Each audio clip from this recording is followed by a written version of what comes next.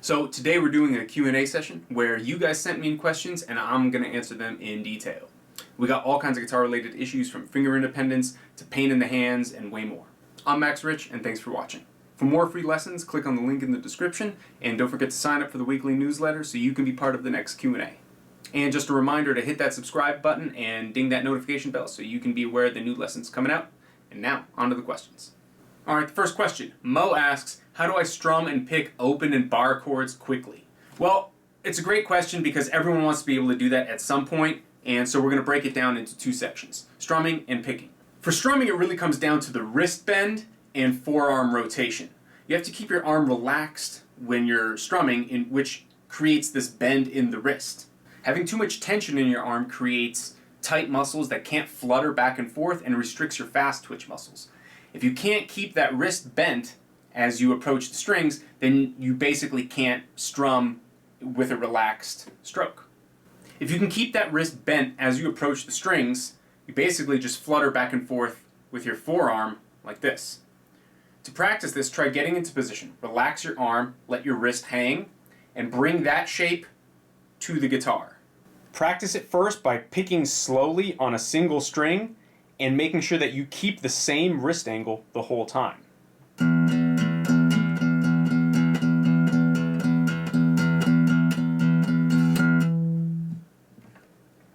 You could take bigger and wider strokes traveling across all the strings.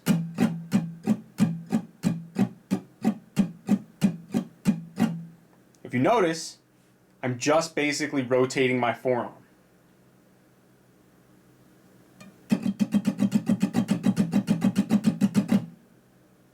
You want to avoid any kind of bouncing with your wrist like this, coming away and into the guitar. You want to maintain a static position so that you could basically pick and come right back evenly and in a straight line. You don't want to curve out like this.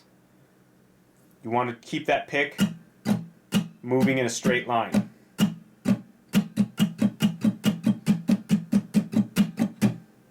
Using the forearm like this, rotating this way, allows you to travel back and forth across the strings using the biggest muscle group you can, which is your forearm. It's much better than trying to strum with a tiny little set of muscles like your wrist because you don't have as much range of motion. They're smaller, so they're going to tire out faster.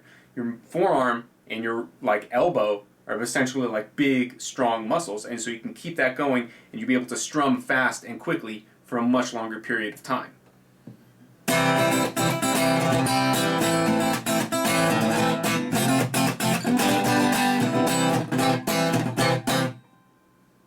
Rotating my forearm. The idea is to develop fast twitch muscles by doing small little bursts quickly. For picking, it's fairly similar, but it depends on your picking style. Many players rest their wrist onto the bridge, like this. As you change strings, you have to slide up and down the saddle. You can't stay in one stationary position and bend because you're going to change the angle of the pick. So to avoid that, you have to slide and you got to feel with the center of your wrist which string you're over. And then you can move across the strings as you change.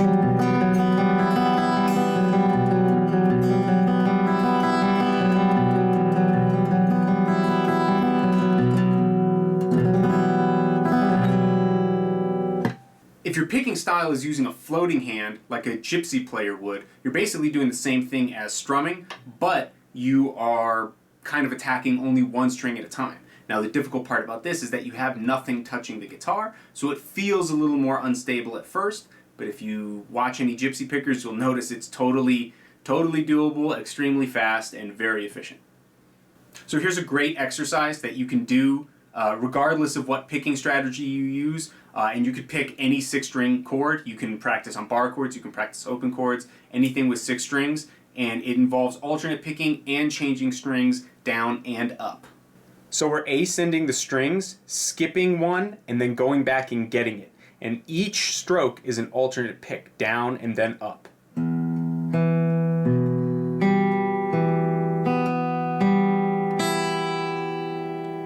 The last stroke on the high E is an upstroke, and from there we descend starting on the B string, and then we're playing every 2 sets of adjacent strings.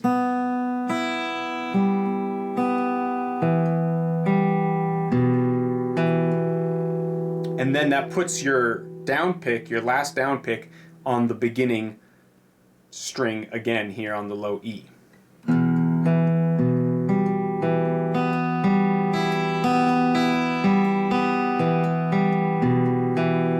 You could do that with a rested wrist as well.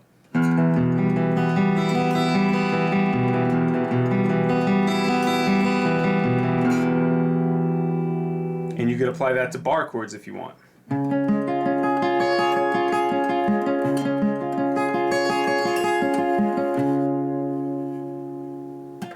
So the next question is from Devin, and he asks when he plays bar chords, he has a real hard time getting through them. He says, I can barely get through a whole song before my hand starts hurting. Okay, so he sent in a video of him playing, so let's check that out for a second.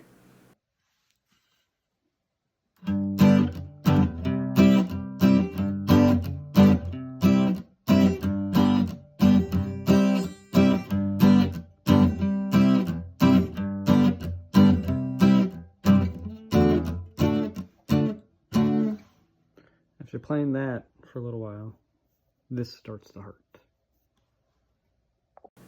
Okay, so this is a really common issue for a lot of players, and it's because they get the mechanics of bar chords wrong. Notice how he's pinching between his index and his thumb. That causes a lot of muscle strain right here, in the muscle between your index and your thumb finger. Your index finger and your thumb. Instead of pinching as you play bar chords, you want to use leverage, so you have to use as little muscle power as possible, which will prevent that muscle right there from hurting. Instead of playing your bar chord the way you probably normally do, like this, if you keep the chord in the same place and you move your thumb towards the body of the guitar, you shift the balance point in your hand. Watch what happens if I move my thumb in that direction. I'm not turning with my wrist consciously, I just move my thumb far enough and my wrist starts turning. The farther I move my thumb, the more my wrist begins to turn. That's called pronation. As my hand pronates, it slams my index finger into the neck against the strings. Instead of pinching, I'm trying to move my thumb this way, and it ends up, I'm exaggerating, but it ends up pushing my index onto its side and into the fretboard against the strings. The farther I move my thumb, the more my hand pronates and the more leverage I have to make the bar. Instead of this position, I have this position, which twists my index finger into the strings. The more leverage I have from twisting and pronating my hand, just by bringing my thumb this way, the less muscle I have to use, which means my hand's not going to get tired as I play. But it also does something else. If you put your index finger on the pad, on the flat, fleshy part of your finger right here, if you press that against the strings, and, if you pinch, what you're going to get, even if you're using some muscle power, you're probably going to get a lot of dead notes. And that's because the pad of your finger is fleshy and it's wrapping around the strings kind of like a pillow. When you pronate your fingers, or when you pronate your hand, it pushes your index onto the side right here, which is harder and will get calloused the more you do this. And the harder and more calloused part of your finger will press against the strings and create a flat, capo-like fret against all 6 strings.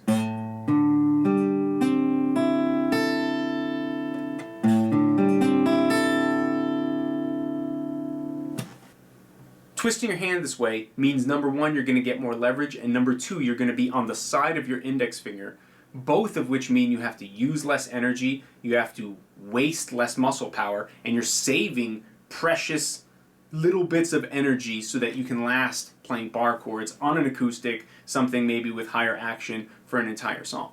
So if you're having pain in the muscle right here between your thumb and index finger, the answer is always, or 99% of the time, move your thumb towards the body of the guitar. It'll pronate your hand, push your index finger using leverage into the string, and it'll do so on the side of your index finger, which is harder than the pads of your index finger. And the more you move it, the less muscle you will need.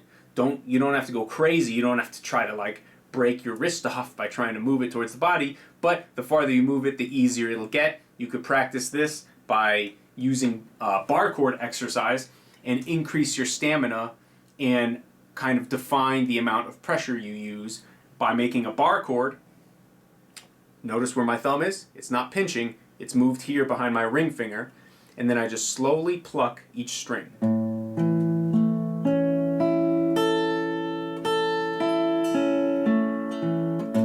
And then I move up.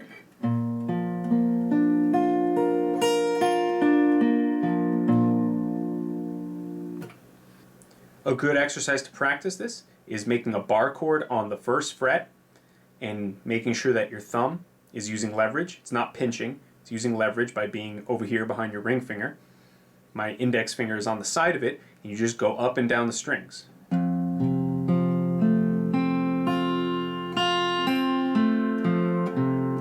And then you shift to the next fret.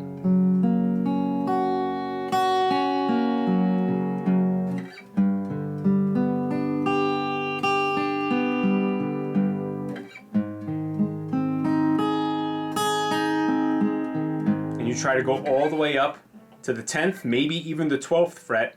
Now, you run into the heel of your guitar here, which means you can't bring your thumb any closer to the body. So once you're up here, you're essentially pinching, and that's kind of like the maximum point where you can go if you have a heel like I do on my guitar.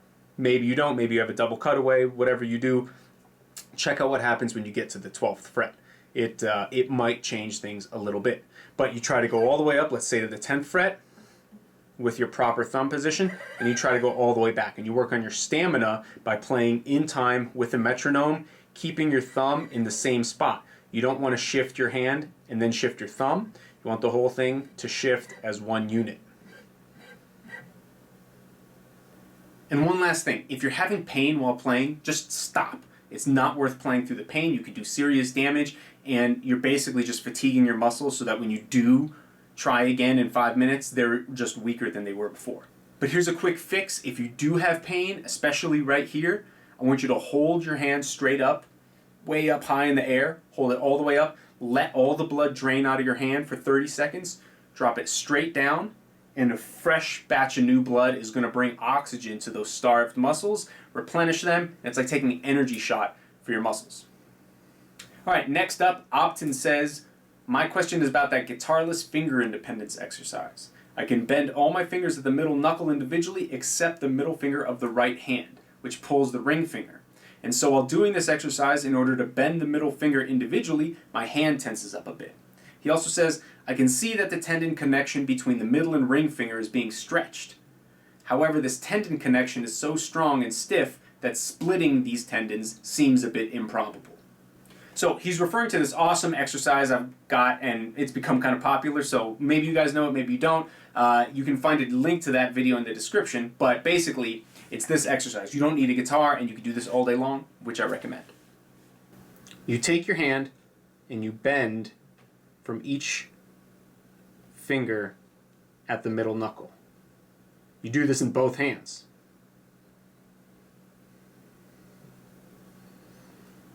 The full exercise is where you take your index and ring finger and bend them together like this, release, and then do the same with your middle and pinky. You essentially take that and you put that on the table or a desk or a steering wheel, well, maybe not while you're driving, and you do that back and forth. If you can do this, you have a serious amount of knuckle independence in your fingers. So in order to move these knuckles, these middle knuckles here,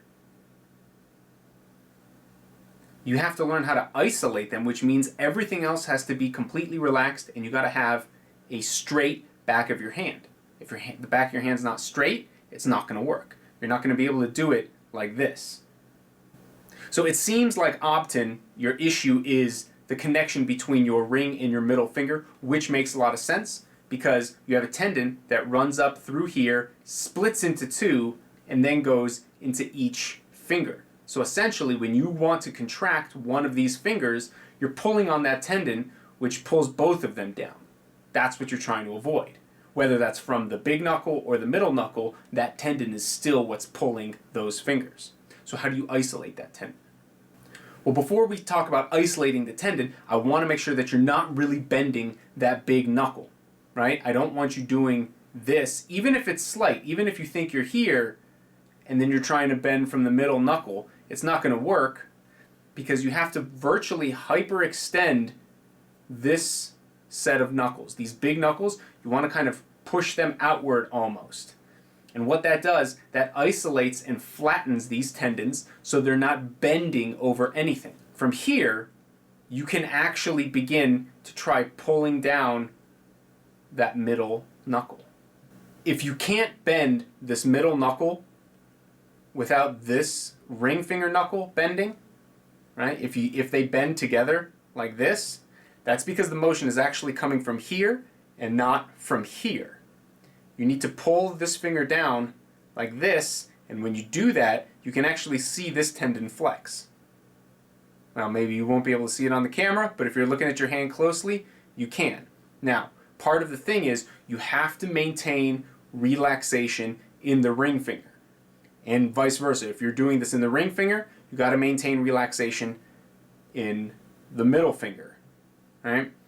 The fact that your fingers are moving together means that you're probably moving from a larger muscle group closer or in your forearm and not from the small individual muscles in your knuckles here, right? You don't want to be moving your big knuckles forward, but you want to be pulling on that tendon downward by feeling the motion come from the back of your hand here, right? And if you notice, you can even try bringing the back of your knuckle farther this way.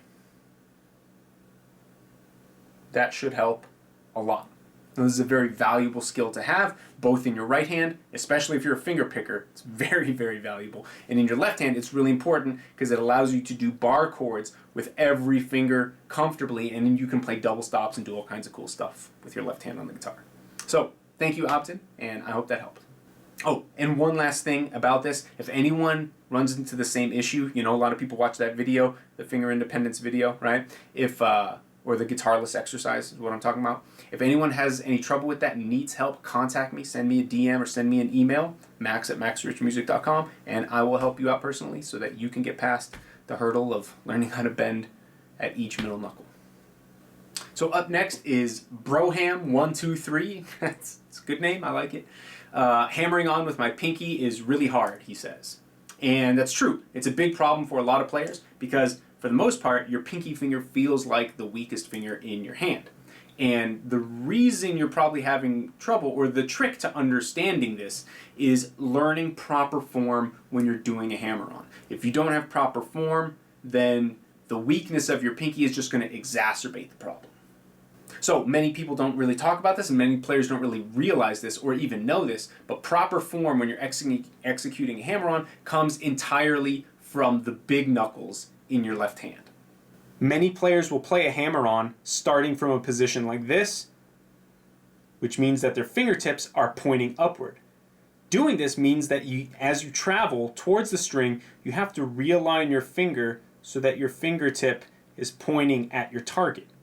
This is always going to cause you to slow down and aim as you're moving, because your fingertip is not pointing towards the target. You begin moving and then you realize, oh crap, I have to aim my fingertip to land where it needs to. Instead of aiming while you move through the air, you should set up so that your fingertip is already pointing at the target. And if you do this, you have a curved, hooked finger, and your fingertip is already pointing at the string, like this. Once you're in this position, all you have to do is engage the big knuckle and you'll hit the string squarely.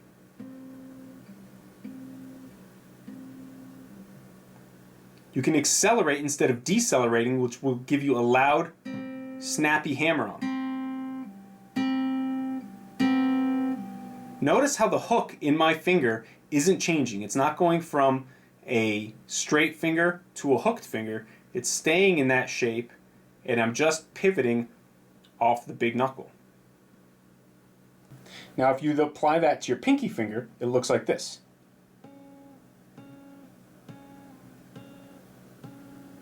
Notice how my finger goes back, cocks back, and the fingertip never points to the sky. It always points at my target, and then I engage just from the big knuckle. This essentially means I need to learn how to move powerfully and quickly from the big knuckle and keep my fingertip pointed in a specific direction. So if I'm trying to hammer on this way, right, I don't want to go like that. I want to go like that and keep my fingertip pointing towards my target. I could practice this, and I could practice developing fast twitch muscles in my big knuckles by doing an exercise on a table or on the top of my guitar or on some flat surface. So we're trying to build fast twitch muscles in our big knuckles by moving them very quickly and very explosively, and then following that with an immediate relaxation and rest period. So, like I said, we're going to use the top of our guitar instead of a table, because I don't have a table here, but I'm sure you do at home, so do this on your desk with me. Cock your pinky back as far as it will go, which means it's about that far. For me, it may be different for you, but cock it back as far as it can go, making sure that the tip doesn't go out, doesn't go any other direction, but it stays pointed downward at the table. Once you get to the peak of the backswing of the pinky, propel the finger forward and keep that tip pointing at the table. The goal is to hear a loud impact of the fingertip against the table, like that. Essentially, you're trying to drive through the table. You're not trying to time it and hit the table and stop. You're trying to literally go through the table. So a lot of times when you're doing a hammer-on, because you're aiming, you're slowing down as you're getting close, and you're just barely having this soft landing. That's not going to give you a loud, crisp hammer-on. Instead, you're going to get a soft, weak one. So practice driving through the fretboard by driving through the table. Now, it might not start out super loud. You might not be doing this really loudly like this at home right now, but you know, you're developing fast twitch muscles. If you're going to the gym, on day one, you're not going to be bench pressing 300 pounds. You're just not. You're going to be bench pressing less, and you're going to work your way up to that. It's the same thing. You have to build up the fast twitch muscle fiber if you don't have any. Well, you have some, but you got to build up more. And it's important to develop this fast twitch muscle around your fingers because you need power and you need a snappy reflex, but you're not going to be able to develop that fast twitch muscle without resting after each rep or after each couple of reps, right? If you go to the gym and you try to just do endless push-ups, you're not going to get very far. You're going to get maybe like, I don't know, 10, 20, 30, 40 maybe, and then that's it for you. And then you're done for a long time because you've burnt out your muscles. What you need to do is you need to have a rest period after every set of reps. So maybe do 3 or 4, and then give it a break and relax. Even better if you do less at the beginning. When you're starting out, do 1 or 2, and then completely relax. And even better is if you just do 1 and immediately relax after impact. You see how when I completely relax, my pinky shoots back to starting position? Because that's my relaxed hand, right? My relaxed hand's not like that. It's not like this. My relaxed hand's like this. So when I engage my pinky and completely relax, I return back to a neutral position. If I was doing that on the guitar, I would engage my finger and then relax, and I would pop right back to the position that I need to do another hammer on. So by building fast twitch muscles, you're creating power and efficiency in your hand, but you can only do that by having little rests, allowing your muscles to take a brief sip of energy before they start and engaging it. You practice this all day long, and I guarantee you your pinky muscle will be snappier and faster the more you do this. So that does it for the first Q&A session. I want to thank you guys all for sending in your questions. I'm collecting more questions for the next Q&A session, so if you'd like help with your playing, if you need some advice or some tips, please go to maxrichmusic.com/newsletter and subscribe for the free weekly newsletter, because the Q&A is only available to my subscribers. So if you want to ask a question, if you want to have it answered, you need some exercise tips or some technical tips or theory tips, go ahead and subscribe to that newsletter. The link's down in the description, and I'll see you in the next Q&A.